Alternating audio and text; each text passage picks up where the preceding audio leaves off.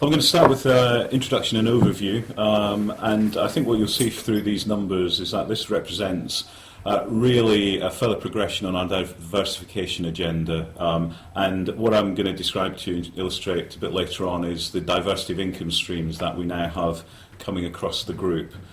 Those income streams were aided in growth terms by the introduction of the legal services division into the business, which added 31% to our overall revenues, and mean that our profits grew by 15% and our revenues grew by 35% year on year. Other characteristics of the business is that we have a strong balance sheet, good cash generation coming through the business, and our new enlarged long-term bank facility puts us in a position where we have the firepower to continue to make progress from a growth perspective, as well as being able to invest in a further dividend, which is showing a 7% growth on the proposed final dividend of 4.1 pence.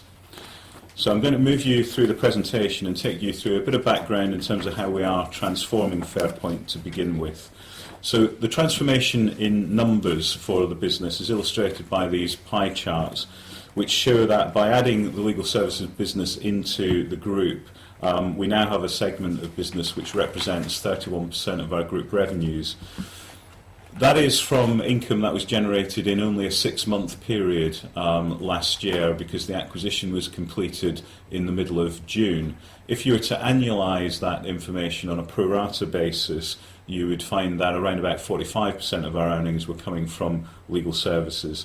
So we're now in a position where we have a number of segments all making meaningful revenue and profit contributions to the business, thereby increasing the resilience of our income.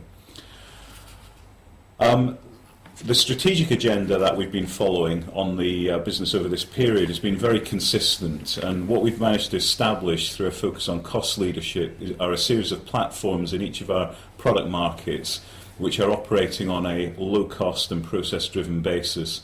That's allowing us to retain margins even in some of the more challenging product segments that we operate in. But it's also giving us a platform to be able to consolidate effectively as we acquire other organisations and bring them under the roof to benefit from the synergy benefits of our lower cost base.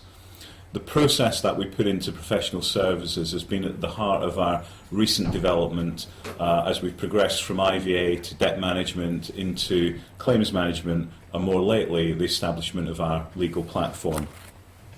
And that legal platform is quite important to note, because when we look at the opportunity we now have as a business for growth, for the first time we're moving into a very sizable market with significant upside opportunity for us to be able to grow into. And the way I'd illustrate that is to say that if you were looking at this business back in 2007-8, the only product we offered was an IVA, and that IVA operated in a marketplace with a turnover of between 80 and 100 million pounds per annum. By adding debt management plans into our portfolio, that gave us a market space with an additional 150 million pounds per annum, but still relatively modest market sizes. The movement into legal services takes us into a marketplace worth 10 billion pounds, and that marketplace is ripe for further consolidation and movement, because today it consists of 10,000 separate legal firms. And when you look at the structure of the market underneath that, you would see that to be a top 5 consumer legal services firm, we'd need a turnover of around about 60 million pounds. So clearly the market isn't very concentrated, even at the larger side of scale. And our aspiration over the next 3-year period is to be able to take that legal business from the starting point of 20 million pounds worth of turnover or thereabouts up to that 60 million level through a combination of acquisition activity and organic growth. To generate the growth across the business, we are serving each of our product markets with a portfolio of brands. Generally, we'll have one brand for each of the marketplaces that we operate in, and having brought the Simpson Miller brand into the business, that will be our core brand for the legal services marketplace. The other elements of activity that we've been working on in the group have been to make sure that we've got the right infrastructure in place to support the growth that we anticipate coming through the business. To that end, we've been undertaking some restructuring, the establishment of group functions, but also making sure that our management population in particular are all working to a common set of values. And the graphic that you can see in front of us with the compass type illustration is intended to make sure that the way we operate and how we do things in this business is entirely consistent with the values that are depicted here. That's very important because a number of the marketplaces that we operate in have different elements of moral hazard, and it's important as we grow, having scaled from 400 employees over this period up to 700, that we all have the same methodology and disciplines in terms of the way we do things around here. So I'm now going to pass over to John Gittins, who's going to take you through a bit more detail on the financial results. Thank you, Chris. Good afternoon, everyone. If I start with the 2014 financial headlines, starting with revenues, they were up over a third to £38 million for the year, driven by acquisitions in legal services and our DMP services in particular, and that converted to an adjusted pre-tax result of £9.3 million, up 15%. And that adjustment is for the amortisation of acquired intangibles, which were 3.3 million, and exceptional items of 2.5 million. There was an effective tax rate on adjusted earnings of around about 20%, leading to an earnings per share of just over 17p, which was up 14%. And as Chris said, we proposed a final dividend, bringing the total payout for the year to 6.4 pence per share, up 7%, and covering current year earnings by 2.7 times. Moving to slide 12, which is a revenue bridge between 2013 and 2014, you'll see that the significant contributor to growth in revenues this year was the first-time contribution of legal services, which was nearly £12 million in the half year. On page 13, there is an adjusted profit bridge, which shows a more even contribution from the segments, a strong contribution from legal services and DMP. So let's go through a segmental summary on page 14, going from left to right. In terms of our IVA activities, as Chris said, there were challenging market conditions in our debt solutions services markets, and revenues fell by 17% to just under £15 million. We continue to be very disciplined in our approach to case selection and also in cost control. But as a result of that selectivity, we've been able to maintain and indeed increase the average fee rate for IVAs, which was £3,437, which is 8% up on the same period last year. So cases under management in IVA at the end of the year were 17,500 customers. For DMPs, top line grew by 50% to £8.3 million. That's largely driven by the 3 backbook acquisitions we made during the year, adding 17,000 cases. So by the year end, we had over 25,000 customers with DMPs. In claims management, revenues fell to 4.5 million, where we saw the impact of the maturing of IVA customer demand for this product, but really positive growth from DMP activity in claims. And finally, in legal services, a 12 million first-time performance in revenue terms.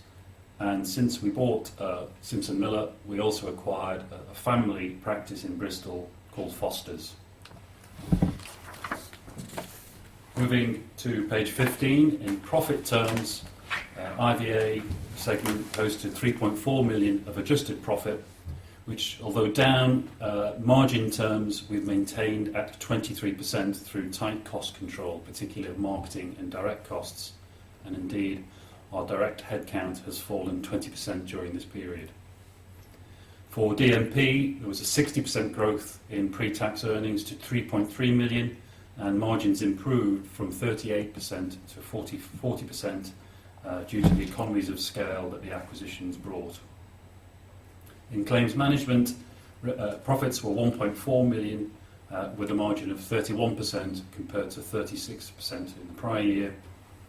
And in legal services, a first-time profit contribution of £1.6 million, a very pleasing 13% net margin. Page 16 just demonstrates our tight cost control in all of our activities. In a year of transformation, we've been able to maintain the percentage of direct costs of revenue at 47%, or looking at it another way, a gross profit of 53%. Turning on page 17 now to the balance sheet. On the left-hand side of this presentation, we show you the movement in balance sheet between the 2 years, and on the right-hand side are the net assets we acquired with Simpson Miller, coming to 12.8 million, which broadly explains most of the key movements in the balance sheet during the year. We should note that there is contingent consideration for Simpson Miller of up to £6 million, payable over the next 2 years, 50% in cash, 50% in shares, dependent on the financial performance of Simpson Miller. On page 18, we demonstrate the cash flow of the business during the year, and a very pleasing result at the operating line, which was 7.3 million compared to 6.6 million pounds in the previous year, despite the one-time effects of the Simpson Miller acquisition of 1.3 million in the year, and working capital requirement of 140 days in terms of investment in work in progress and debtor days. Our investment activity is dominated by the 12.6 million spent in cash terms on the 3 corporate entities we acquired during the year and the 1 back book. And in terms of financing, that reflects the repayment of the PNC facility and a refinancing with AIB.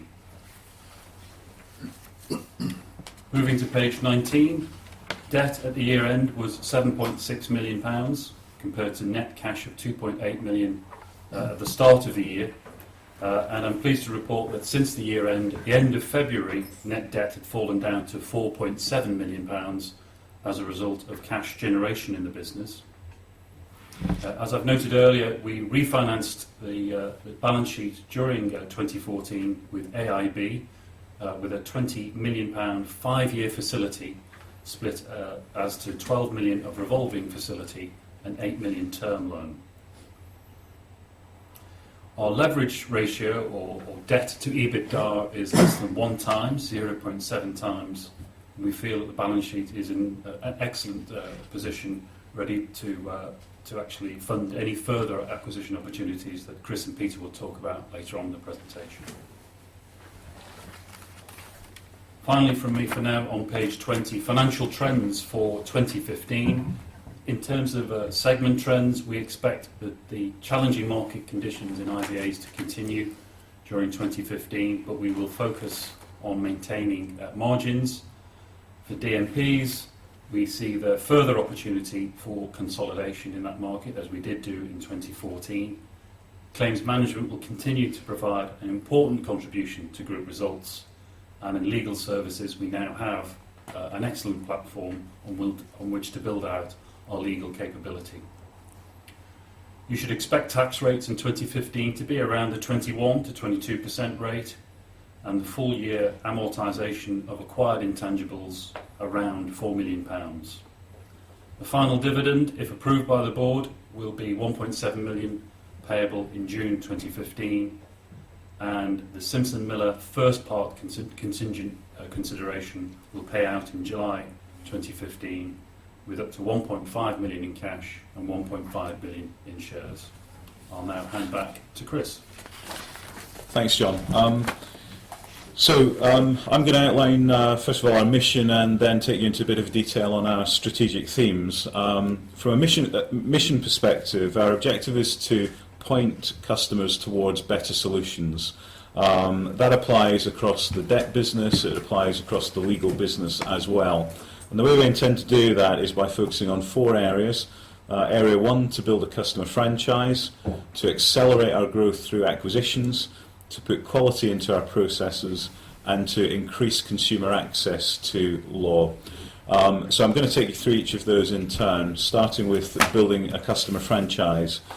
And our objective here is twofold. The first is that quite a number of the consumers that talk to us, either originating in the legal side of the business or in the debt side of the business, have need for the other services. And so what we intend to do here is, through a slightly more detailed fact find with the consumer, is to understand their situation overall, and then make sure that if we have an opportunity to provide them with a legal product and a debt product, then we do both of those. And the simple illustration of this would be, quite often consumers get into debt because they have a relationship breakdown, for example, and in that case we would want to help the consumer get through their divorce with the relevant legal support in that regard. So that's the first part of developing our customer franchise, is to take that wider range of services we have to each consumer that we speak with.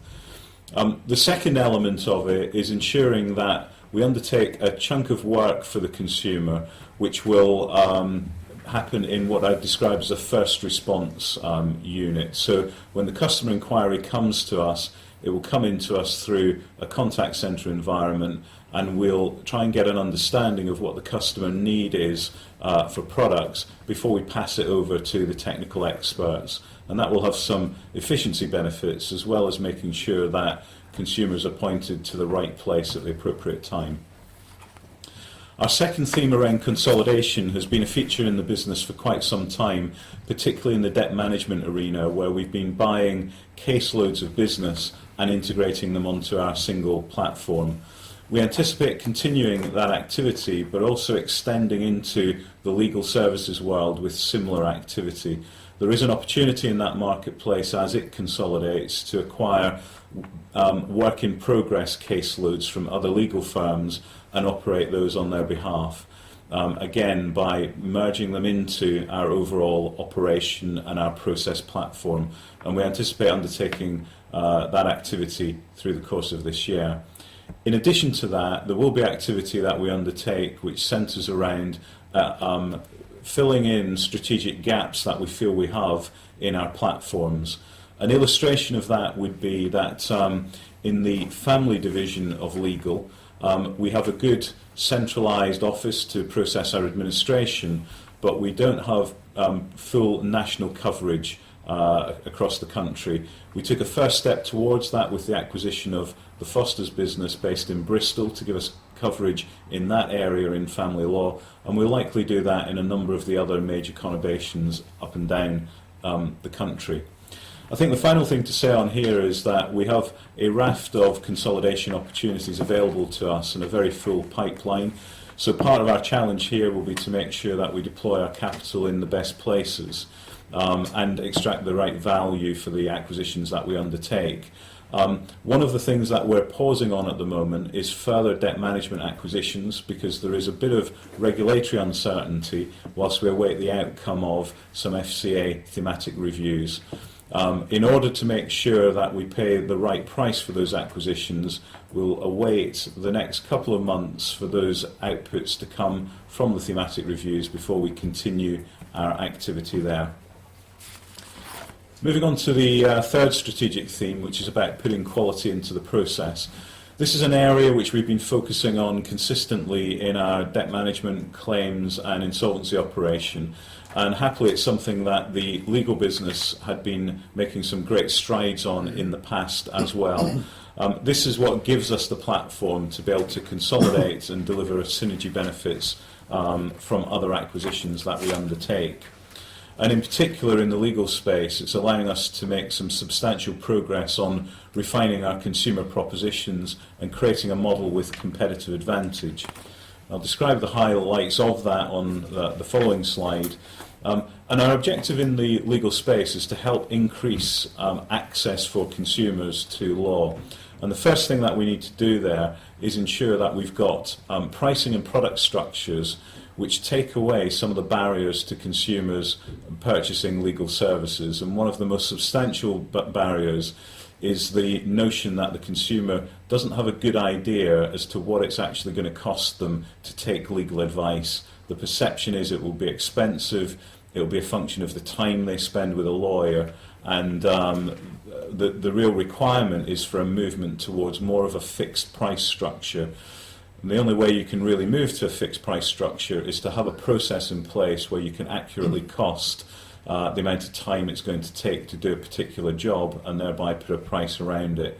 So that's the first area that we're focusing on from a legal point of view. The second thing is that in most professional services firms, one of the concerns is that the specialists, in this case lawyers, develop a franchise, if you like, of consumers, and in due course they may decide to leave the business and take their customers with them. Our model is quite different from that, in that it's our group marketing function that will be undertaking the marketing activity to generate inquiries into the business for our lawyers then to apply their legal minds to, rather than undertake marketing. And we think that will give us a bit of a structural advantage in the way we operate. Having generated the inquiries into the business, we then apply our process, and one of our challenges then is to ensure that we can generate scale into that process capability in order to deliver the economic benefits of operating in that model. And that will give rise to us pursuing the acquisition activity I described earlier around buying caseloads of work in progress or other acquisitions. So to give you a bit more detail on how we're going to undertake this activity, I'll hand over to Peter Watson. Thank you, Chris. Good afternoon, everyone. I'm a qualified solicitor, been qualified for 26 years. But for much of my time at Simpson Miller, I've been involved in the day-to-day management of the business, and I'm delighted to be here today as part of the enlarged Fairpoint group. Now my first slide on page 28 is entitled Fragmented Market, a Catalyst for Change. And really this is about setting the scene for some of the activity that we expect to see over the next couple of years. Been a lot happening in the legal services marketplace recently. Regulatory environment is around a lot of changes that have taken place to open up the legal marketplace to non-lawyer owners and investors. That came in 2013, and obviously as a consequence of that, organisations like Fairpoint have been able to invest in and own law firms. The objective of that was to improve access to justice for consumers in the hope that new entrants to the market would have more innovative operations and better ability to apply process. Another change was the introduction of fixed fees for certain areas of work, and the introduction of a referral fee ban, which prevented lawyers from paying a referral fee for personal injury cases. And the consequence of that was that smaller firms without their own marketing capability have struggled and will struggle to source new work within the personal injury arena because they have no alternative options open to them. Another change that isn't on the slide but's worth mentioning is the change to the professional indemnity insurance regime, whereby the assigned risk pool, which was a safety net for firms that couldn't get insurance on the open market, was abolished 18 months ago, as a result of which firms that had been previously artificially propped up by the market no longer had that option and have gone out of business. And we've touched on the fragmented market in legal services. 10,000 law firms in a 10 billion consumer law industry. 94% of those firms are 10 partners or less. 40% of those are sole practitioners. And a lot of those sole practitioners are in their 50s, still practicing law the way they have done for 30 years. No succession in place. So it is in large part still a fairly old-fashioned industry, ripe for modernisation. And the final point there about access to capital is something that everyone's had to face over the last 6 or 7 years, but against the background of increased pressure on law firms and a number of firms going out of business, it's become particularly difficult for lawyers. And so the access to capital that comes through being part of the Fairpoint group is a big plus for Simpson Miller. And all those factors are driving consolidation within the marketplace and providing opportunities for firms like ours to increase by acquisition of books of work in progress or indeed from other firms. The next slide on page 29, entitled Accelerating Progress with Fairpoint, just emphasising some of the things about Simpson Miller that made us a good fit with the Fairpoint group. Success has been achieved through a clear direction supported by innovative operations and a focus on quality of service and skills. Unlike a lot of law firms, we've had a tightly defined management structure for a number of years, so we've not been reliant on a group of partners around a table each month trying to make decisions, or indeed another typical model where a managing partner is elected for 3 years, spends 2 years learning the job, and the last year working out how they're going to get back to their client base. So that's given us a good degree of continuity. It's also made the move into Fairpoint a much smoother one because the former equity partners in Simpson Miller were already engaged and comfortable with the concept of a management team looking after the business on a daily basis. So that clear direction has enabled us to anticipate market opportunities and threats. It's enabled us to put in place a progressive and innovative approach to operational processes, the development of a hub and spoke model for delivery where we have a hub in Leeds which takes away a lot of the administrative and straightforward processes of law from the lawyers and deals with it centrally. We've delivered solid organic growth and done a number of acquisitions of firms and books of WIP. And we're very proud of our ethical and progressive culture, and it's something that's very important to us to maintain going forward, because in a market that is consolidating, it's important to have a strong reputation within that market, because if there's a book of work, a book of WIP files going, the likelihood is that we'll be contacted because we have a reputation for dealing with things fairly and honestly, and also people have a strong degree of confidence that we can turn that WIP into cash. So some of that may sound obvious, but if you look at the demographic of the legal profession, and a lot of those much smaller firms, you'll see that actually there aren't that many firms that get it. Now we've touched on the innovative operations. We have a sector-leading digital marketing platform which delivered something like 17,000 leads for us last year. We have a call centre sales team in Leeds. We have our own bespoke case management system. We, for example, have developed very, very efficient capability to produce high volume of wills.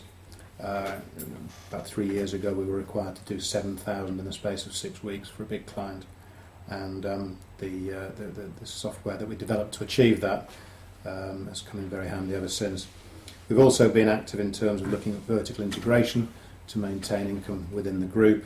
So we have subsidiary companies carrying out medical reporting work, which is obtaining medical reports for cases, personal injury cases where we need a report to validate the value of the case. We have a financial services arm which provides lump sum investment advice for clients who've had substantial awards of damages. And we have a cost drafting business which prepares bills of costs on bigger legal cases when they settle. Further opportunities there are things like bringing physiotherapy into the medico-legal company and translation services on things like immigration work. Final block here is just an example of some of our kite marks and awards to demonstrate that we have expertise in the areas that we operate. A couple of notable ones: Lexel is the Law Society's practice management standard, and we were the first firm in the country to be awarded that standard in the late 1990s. And DEBA is Diversity in Business Accreditation, and we were the first firm in the country to get a recognised accreditation for diversity and equality. Moving on to slide 30, not numbered slide, but the one that's headed Building a Platform for Growth. This is really around the steps we've taken to move from being a standalone legal business to part of the Fairpoint group, and the overlay on it is the aspiration over the next 3 years to achieve 60 million of turnover, which would make it a top 50 law firm and top 5 or so in terms of consumer legal services. And just to give a further indication of the fragmentation of the market, that we're currently 20 million of turnover, and we're positioned about 120 in the top 200 list. So we're already in the top 1 to 2% of law firms as we currently stand. So we've moved from a multi-product company to having scale divisional practices. That's been a process of grouping our different departments, of which we have about 16, into divisions with common threads and divisional heads managing those groupings. And it's about putting in place really the building blocks to enable us to accommodate the growth that's coming over the next few years.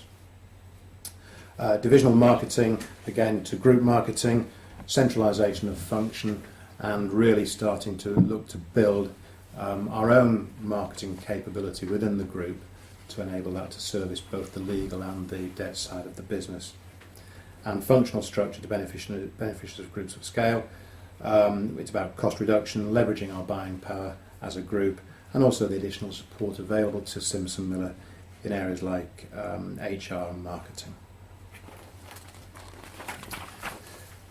Page 31, integration and encouraging start. This is just enlarging on the slide that Chris talked through a few minutes ago. So we've developed over 40 fixed fee products across all the different departments within the business. Some are now available on the website, some are still to be put up there, but the common theme is to provide certainty to consumers around what legal services is going to cost. Couple that with a real emphasis on approachability, which makes us different to a lot of law firms, and you then take away the two main fears that the consumer has about using a lawyer, which is cost and fear of lawyers themselves. We do all of our litigation on a conditional fee basis, and we've developed some contingent fee products, for example care home claims, where people have been admitted to a care home and wrongly charged for fees when they were entitled to those fees to be paid by the state. Now once you've got someone on a fixed fee product and you've got over that initial hurdle of fear of lawyers and fear of cost, you then develop a range of fixed fee products within that particular service line. So for example, someone might come in on a £99 fixed fee divorce, find that actually the bits of it they've got to do themselves are too difficult, and we'll upsell them to a £450 fixed fee divorce. Equally, the case may get to the point where they need some more detailed advice, and we can move it on to a time on the clock rate. But the point is that once they're in and you've built the trust, it's a much easier conversation to have. Marketing law versus lawyers marketing. So again, around the centralisation of the sales process and also the lead generation process, which is going to be a key part of strategy going forward. But not forgetting that at local level, we will still have the lawyers themselves involved in some activity, for example, with charities, support groups, local law societies, CABs. So, as I said, we've got a process in place for the fixed fee products, a route map to extend them further. So just as an example, on the care homes, we're now looking at developing an elderly client long-term care advice package on a fixed fee basis that looks at providing a whole range of advice to people who are in the process of being taken from hospital and into a care home. Another example would be in the field of immigration, where we're developing a check and send service. So someone can come on the website, download a link, fill in an application form, email it across to us. We then do the check of the contents and send it on. So a lot of further opportunities there for us. We've identified key strategic gaps. And the market that I've outlined to you in terms of the fragmentation and the opportunities means that there's some great opportunity for us to fill those gaps through acquisition should we decide to do so, and the consolidation that's going to take place will present great opportunities for us as part of a broader PLC group. Thank you. Thanks, Peter. Well, I hope what we've managed to convey is that the business is in good shape. We've made material progress in this period with double-digit growth in both profit and revenue, and the introduction of the legal business gives us substantial growth upside given the much larger marketplace that we operate within. Our balance sheet and our cash position allow us to take advantage of that, and in the meantime continue to support our dividend with a growth rate of 7% to propose a final dividend of 4.1 pence. Thanks for listening. Thank you very much, gentlemen. Thank you for a number of questions already. I would remind people to submit them if you do have further inquiries. Let's leap into a couple of them. Chris, you've just ended up on the dividend point. Nice increase of 7%. Earnings per share were up 14%. You have good cover. Is there a formal policy or relationship between the two? And how does that get affected by the opportunities to invest capital within the group at the moment? Yeah, so the payment of dividend is something that we review each period that we come about declaring them, and what we'll look at is a combination of factors in terms of cash generation, places we can deploy capital and so forth.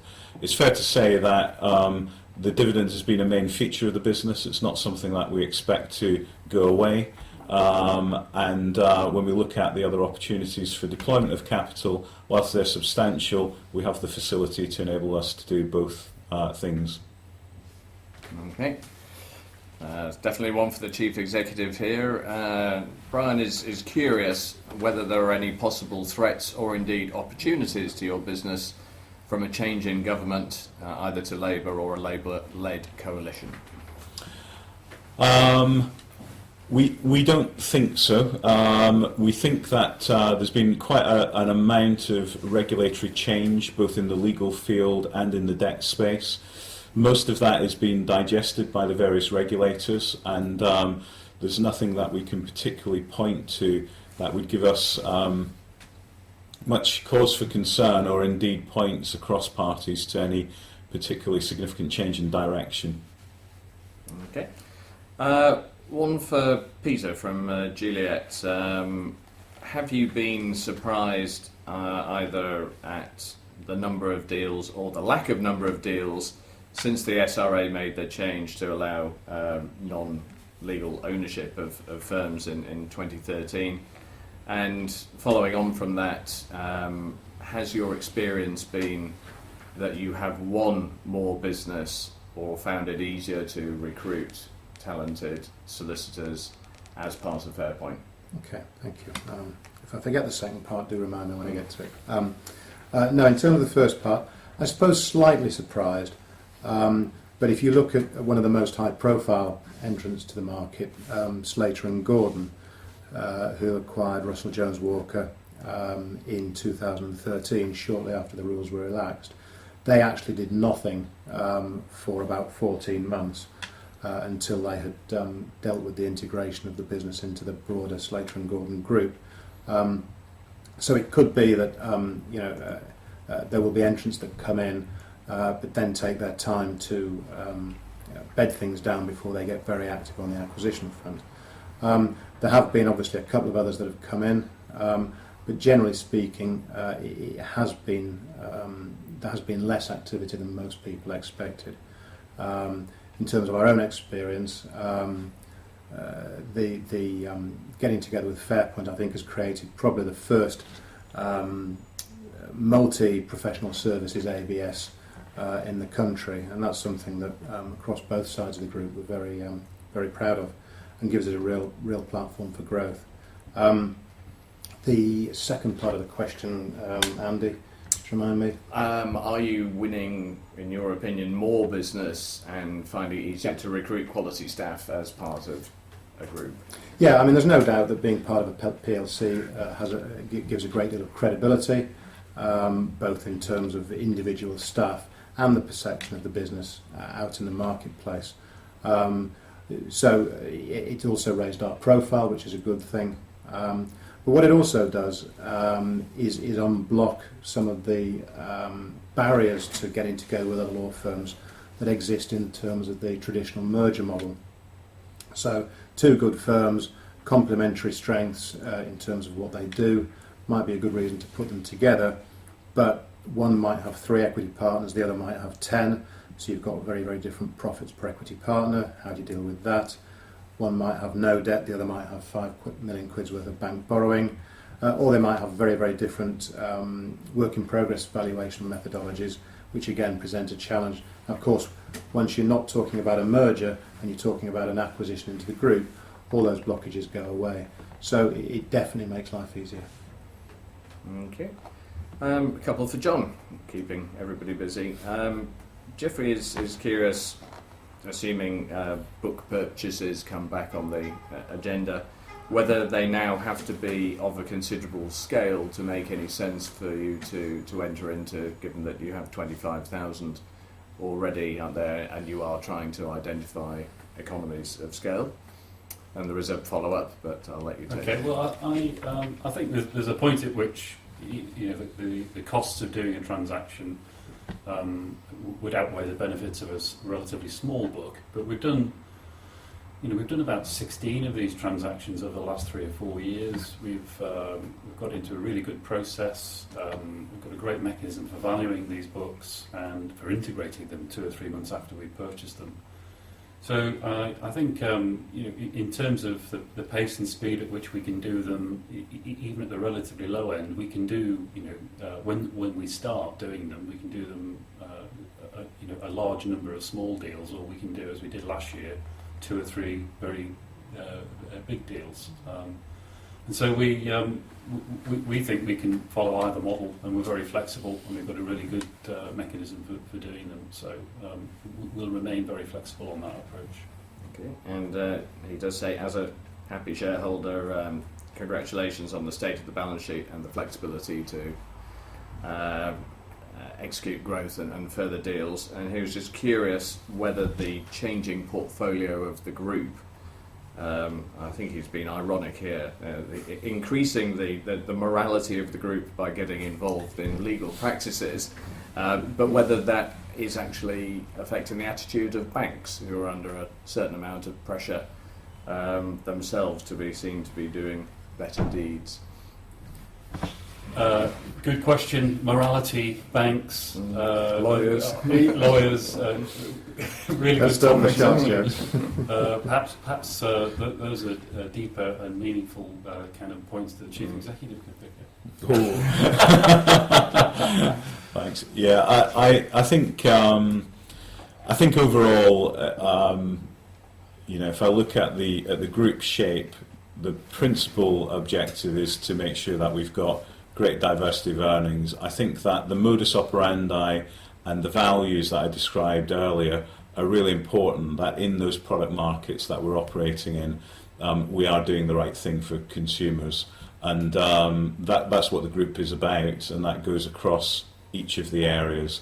And I think in most product markets there's some degree of moral hazard. Clearly we have more than our fair share of that from a debt perspective, but the way we operate is the key thing to make sure we navigate through those areas well.